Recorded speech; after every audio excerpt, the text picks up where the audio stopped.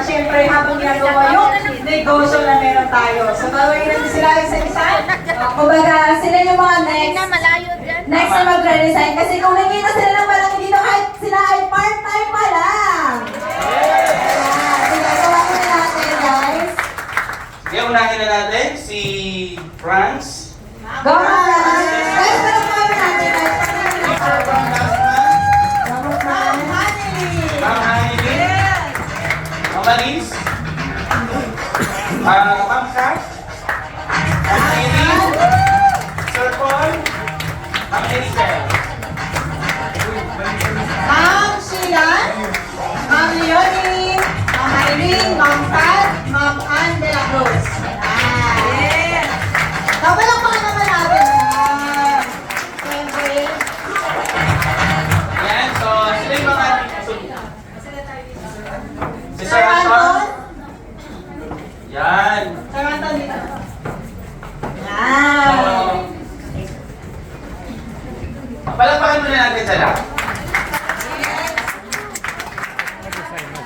Okay, guys, sino ba mga teachers na nasa employment pa? Ibig sabihin, part-time nila ginagawa yung negosyo na meron tayo. And syempre, may konti silang ibabahagi sa atin kung paano ba nila nakuha, ano bang meron kung ba sila nandyan.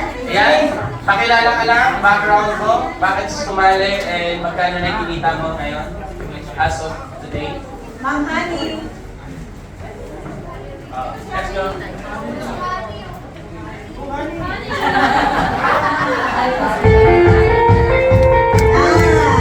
palakpakan mo na!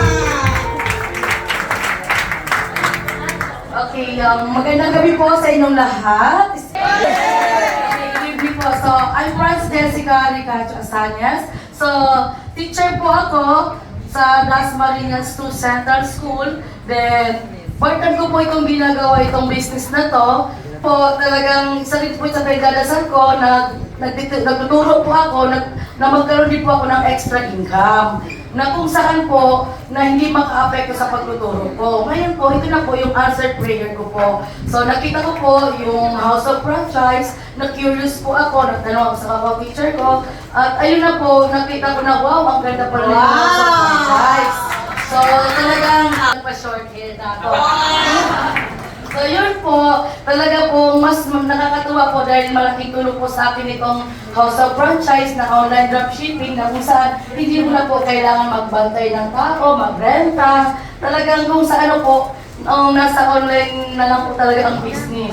At saka po, 2 weeks income ko po na nagpapasalamat po ako na nakakabit po ako ng 100,000 mahigit po. So 100 din po, 123,000 po yung income ko po ngayon. So super blessed po ako dahil kay Coach Dimel. Talaga nga naman sobrang pasasalamat ko po sa kanya. Po, maraming salamat po. Hanilin A. Jaka, isa po akong public school teacher. Ayan, public school teacher, and then syempre part-time po natin ginagawa yung ating pong negosyo, yung dropshipping business. Ngayon, syempre, tatanungin niyo ako kung bakit ko ginagawa itong House of Franchise o yung ating negosyo. Syempre, number 1, breadwinner po tayo sa family. Sa family po talaga natin ito ginagawa. Sila po yung dahilan kung bakit ko ginagawa lahat ng ito. Bakit kailangan ko ng extra income?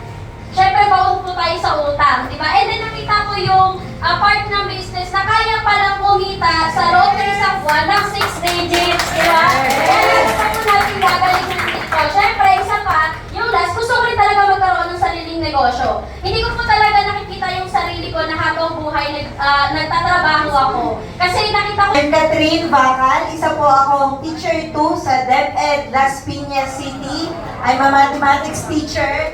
Ako po ay isang teacher na 13 years na sa pagtuturo at sagad po. Ayan, marami nakaka-relate sa akin. Bakit ko ginawa ang negosyo? Kahit sagad ako kasi dito nakita ko yung future. Nakita ko yung pangarap ko na nabuhay ulit na magre-retire sila, sagad pa rin. So sabi ko, why not try kong magnegosyo? Kasi Overcome po ako ngayong gabi. I'm Marian Calabrisalawigan po, dapat teacher for 13 years, pero nagturo na rin po ako sa private school bago ako nag-DepEd. So 5 years po yun, so a total of 17 years of teaching na po ako. Irene Petayong, I am a public school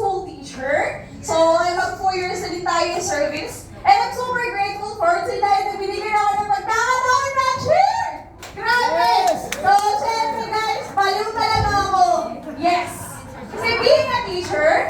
You know, I'm just doing this business. Just 2 months, guys. I have my 6 digits. Aside from that, nagkasunod-sunod din tayo na awardan din tayo as Gen Z Top Performer Worldwide ng ating company!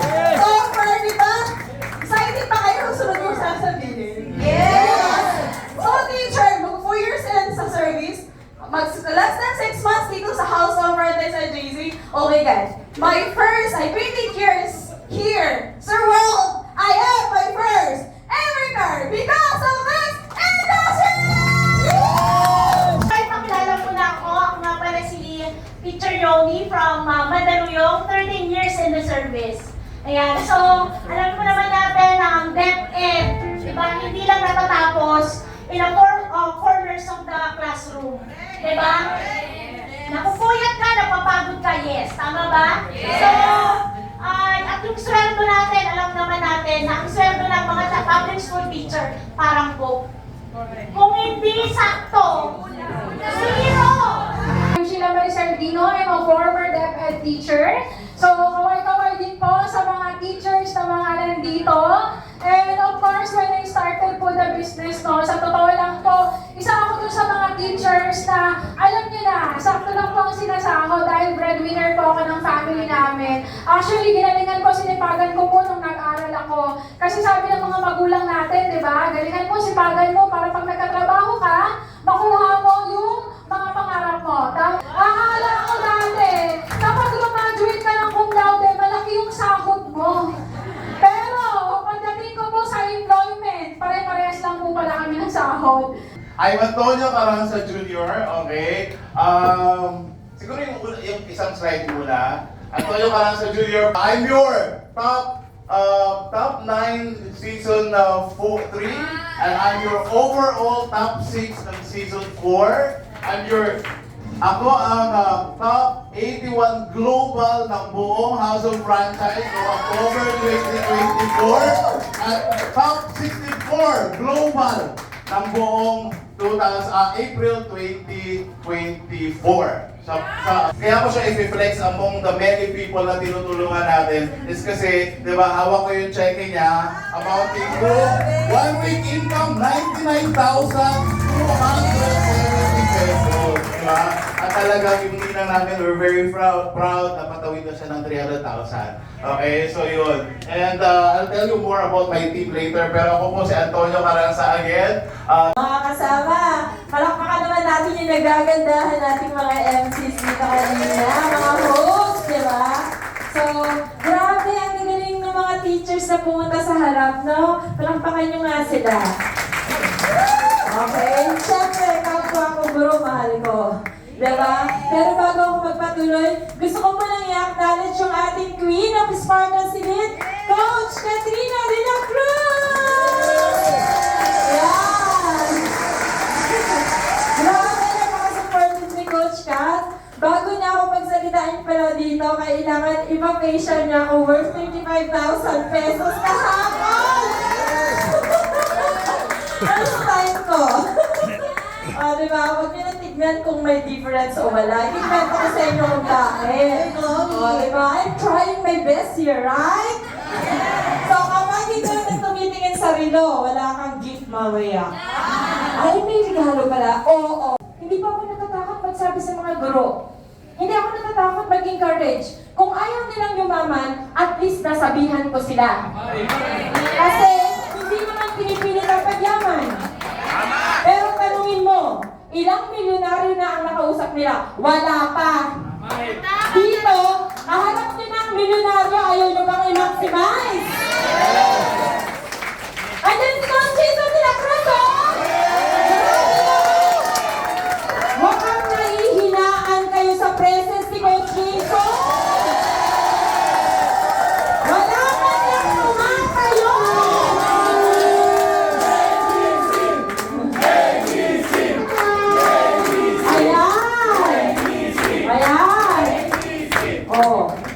Ikaw na bago ngayon, mamaya, wag mong tignan yung relo mo. Bakit? Kasi matagal buhay, wala pang kumakausap sa'yo na 350 million earner. Ngayon lang! Okay, next tayo dyan. Ayan. So, Leon, tanong ko sa'yo, what is your status now? Please, magpakatotoo ka, kapatid. No? Investment or liabilities? Aminin mo kung bakit marami kang loan.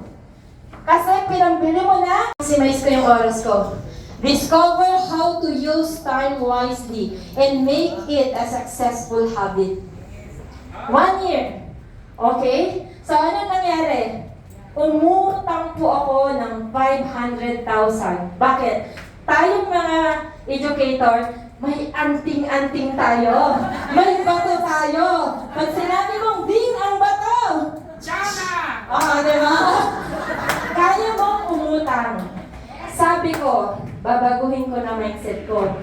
Kasi kung hindi ako uutang, pag nawala ako, kaninong mapupunta? Eh di syempre sa taga... Diba? Pero ang hirap, bakit? Ang kausap ko, diba, kumikita ng paycheck to paycheck din. Guys, ang good news, para akong namimingwit sa dagat, naghahanap ako ng prospect sa napakalaking karagatan. Kasi hindi ko alam kung nasan yung malalaking isda eh. Nagpaka-empty cup lang ako. Sumunod lang ako sa coach ko. Hindi ko inisip ang position ko. Diba? And ito yung incentive. Dati, 2006, pumunta ako abroad. Nagkuskos, nag-OFW. Kasi maliit ang sweldo sa Pinas. So, gumagawa ng paraan. Pero dito, ang mga international, mga foreigner, ang nagsisilbi sa akin. Okay? So, who would have thought na pagbalik mo ma-awardan sa ibang bansa, pagbalik mo may 6 digits income ka ulit. And dito, nasubukan ko ng sinabihan ng may-ari ng kumpanya na, ma'am, baka pwede ka dumaan sa Singapore. Diba? Para mag-share ng story mo. So, ibig sabihin, nakapunta na tayo ng Singapore. Ang dating OFW, ngayon, nag-i-inspire na ng mga kasamahan din nating OFW. So, syempre, hindi mo kaya mag-isa. Baka kaya nandito ka. Kasi baka ikaw na ang susunod, diba? Na mag-i-inspire. Okay? So, I celebrated my life, no? To what I deserve. Tanong ko lang dito, takot na matapos o takot na magsimula? Ang tanong ko sa'yo, ano ibig sabihin takot na matapos?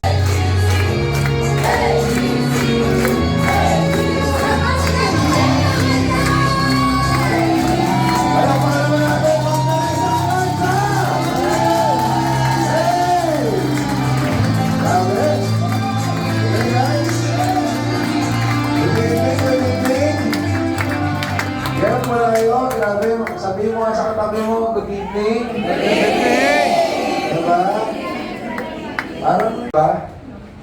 Pero ang hirap, bakit? Ang kausap ko, diba, kumikita ng paycheck to paycheck din.